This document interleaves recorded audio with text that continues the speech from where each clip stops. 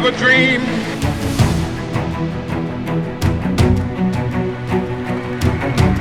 I have a dream.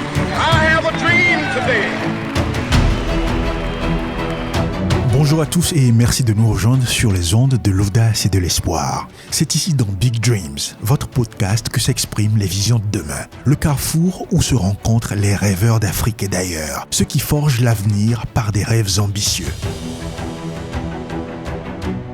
Je suis Éric Caglan et dans cet épisode, nous nous lançons dans une odyssée spatiale avec Richard Foley, qui est analyste de données géospatiales, directeur de African Geospace et fervent passionné de l'espace depuis tout petit. Un rêve d'enfance qui, nous confie-t-il, l'a vu atterrir sur la Lune. Donc c'est l'histoire que je raconte toujours.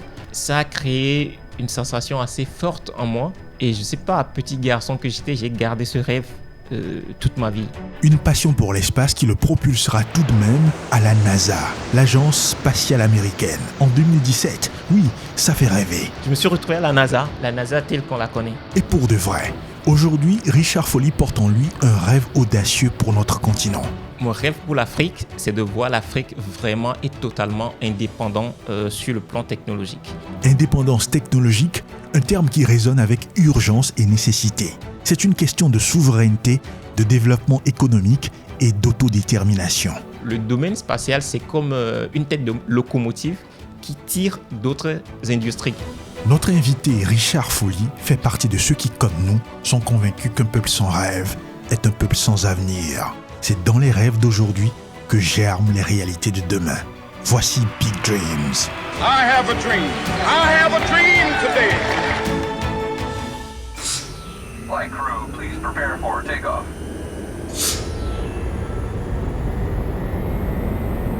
Bobcat 1-2, moderate to heavy precipitation, 12 o'clock, 20 miles, extends north 30 miles. Deviation 15 degrees, left of course approved, proceed when able. Richard Foley, expliquez-nous pourquoi il est crucial pour l'Afrique de développer son propre système de navigation et de données spatiales.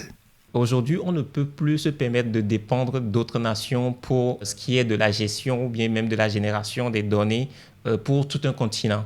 Et le paradoxe, c'est qu'aujourd'hui, l'Afrique dépend d'autres pays, alors que nous, on est un continent et on dépend d'autres pays. C'est important d'être indépendant sur des prises de décision, que ce soit pour la défense, par exemple. Ce qu'il faut comprendre, c'est que l'Afrique est le seul continent aujourd'hui qui n'a pas son propre système de navigation GPS, par exemple. Les États-Unis ont le GPS, l'Europe qui a son propre système, Galileo, la Chine qui a son propre système. Et même, imaginez-vous, l'Inde a son propre système de navigation GPS.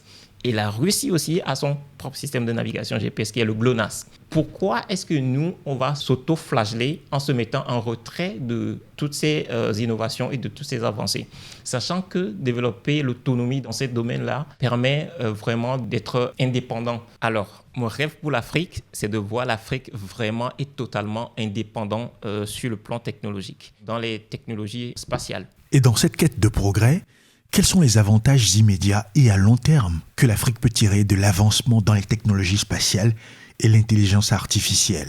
L'avantage avec ça, c'est que le domaine spatial, c'est comme une tête de locomotive qui tire d'autres industries. On ne peut pas parler de développer un site de lancement de satellites sans parler de génie civil, par exemple, sans parler de génie électrique, sans parler de génie logiciel. Ça génère aussi beaucoup de revenus. Quand je prends, par exemple, l'agriculture, on a besoin de données satellites pour faire le monitoring des cultures. Les données satellites permettent de conduire ces genres d'opérations, mais aussi d'être dans la prévision climatique. Et donc, il nous faut utiliser ce secteur comme carburant, comme tremplin pour drainer les autres industries. Alors que nous contemplons les constellations d'opportunités, Richard Foley nous rappelle que chaque satellite lancé, chaque donnée collectée est un pas de plus vers l'autonomie. Une Afrique qui se tourne vers les étoiles est une Afrique qui prend en main son destin technologique.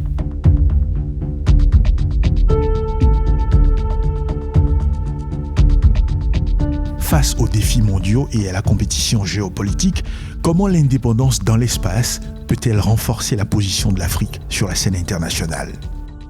Au concert des nations, il faut que l'Afrique ait vraiment une voix. Et ce qui n'est pas le cas aujourd'hui. il y a beaucoup de décisions qui se prennent et l'Afrique est laissée en marge, on subit ces décisions. Il y a des entreprises américaines ou bien peut-être européennes encore qui ont la capacité de collecter des données sur l'entièreté du globe, de surveiller par exemple, je donne l'exemple d'un aéroport, de surveiller une base militaire ou bien quelque chose comme des infrastructures critiques. Et ça, ces entreprises le font souvent à l'insu des pays africains. Et donc, lorsque nous, en tant que pays africains, on a besoin de ces données, on va vers ces entreprises étrangères et on achète ces données à très grand coût. En 2022, le marché de l'espace en Afrique a été évalué à 22 milliards de dollars. Vous imaginez ce que ça représente? Ça peut représenter pour le continent. Et donc, la solution la plus simple, c'est de permettre l'émergence en Afrique d'entreprises qui sont capables de conduire ces mêmes types d'activités pour qu'on puisse aller de l'avant, développer ces genres de technologies pour prouver au monde qu'on est capable et aussi d'avoir de la souveraineté sur ces plans-là. En quoi les entreprises privées peuvent-elles être un moyen d'accélérer le développement technologique et spatial en Afrique? Il faut aller au-delà des policies. Il faut être maintenant dans le réel. Et être dans le réel, c'est construire des infrastructures. C'est mettre en place des partenariats privés et publics qui vont permettre qu'il y aura une bonne régulation de ce qui sera fait. Il n'y aura pas de n'importe quoi, mais aussi de permettre à ce qu'il y ait des innovations qui viennent du secteur privé, des innovations qui répondent aux besoins du continent. Et donc, une fois encore, pour l'Afrique, ce qui est très important et capital, c'est de commencer par mettre en place ces infrastructures pour que le secteur privé puisse vraiment avoir sur quoi se poser pour maintenant aller plus loin. En définitive, quel impact la souveraineté technologique dans l'espace pourrait-elle avoir sur la sécurité et l'indépendance de l'Afrique? On revient toujours à cette histoire de souveraineté. Si aujourd'hui, on ne le souhaite pas, mais s'il y a une crise géopolitique et qu'on décide de nous couper les sources d'approvisionnement de données satellites, qu'est-ce qu'on fait? On va pleurer. C'est juste qu'on va pleurer et subir. Si on décide aujourd'hui de nous couper WhatsApp, qu'est-ce qu'on fait? Si on nous coupe Facebook, qu'est-ce qu'on fait? Ça montre qu'on n'est pas en sécurité. La ressource la plus vitale, si je peux dire, c'est Internet. Et donc, aujourd'hui, si on nous coupe Internet, c'est fini. Parce que je ne dis pas qu'on le coupe au niveau d'un pays, mais si on le coupe depuis la source, parce que nous en Afrique, la connexion Internet qu'on a, beaucoup ne le savent pas, mais ça vient d'autres pays, ça vient des États-Unis, avec des câbles sous-marins. Voilà. Qu'est-ce que nous on crée? Qu'est-ce que l'Afrique crée en termes d'innovation pour développer la connectivité? Si aujourd'hui, quelque chose arrive et qu'on décide de ne plus approvisionner l'Afrique en Internet, c'est juste qu'on va pleurer et subir. Donc, c'est pourquoi c'est important qu'on rêve grand, qu'on réfléchisse à des solutions pour le continent. Permettre à l'Afrique de se racheter et d'être véritablement indépendant. Parce que si on fait encore l'erreur de laisser passer ça, on va être colonisé sur le plan numérique. Et tenez-vous bien, ça peut être pire et plus dangereux que ce qu'on a connu jusque-là.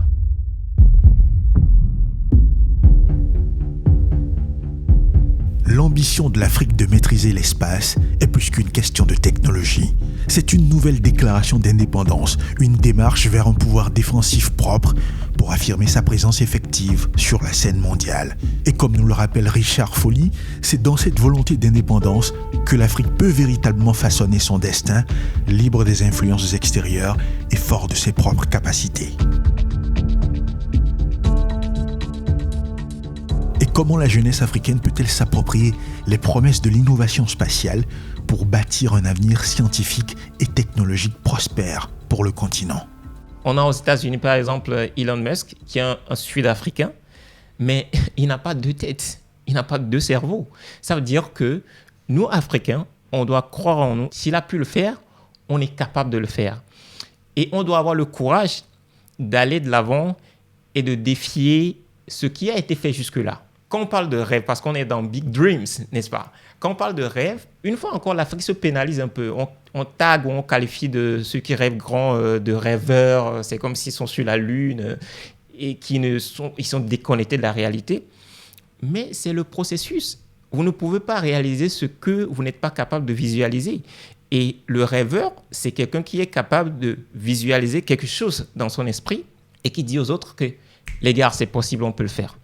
Et donc, il faut qu'on arrête déjà, encore une fois, cette auto-flagellation en se disant que non, on a d'autres défis, non, ce que tu dis là, c'est trop grandiose, on ne peut pas le faire, que tu es un beau parleur, des choses comme ça, on a besoin de manger, tout ça. Non, c'est le moment de se ressaisir, de rêver grand et de mettre en pratique le rêve pour que ça devienne une réalité. I have a dream. I have a dream today. C'est un chemin vers la souveraineté technologique de l'Afrique que Richard Foley appelle de tous ses voeux. Une invitation à rêver et à innover pour surpasser les attentes et contribuer avec audace au dialogue mondial.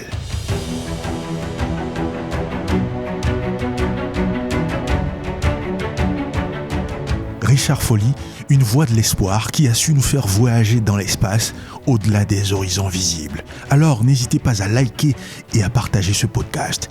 Et si vous avez vous aussi de grands rêves pour l'Afrique, contactez-nous dès maintenant en nous laissant un commentaire sous ce podcast. Nous prendrons beaucoup de plaisir à vous lire et à vous rencontrer. I have a dream. I have a dream today. C'était Big Dreams. Au micro, Éric Caglan. Et nous serons de retour la semaine prochaine pour continuer à explorer l'immense potentiel de l'Afrique. D'ici là, je vous invite à rêver grand et n'oubliez jamais que rêver est le début de la construction. Alors, rêvons grand, rêvons sans limite et faisons rêver l'Afrique. À plus.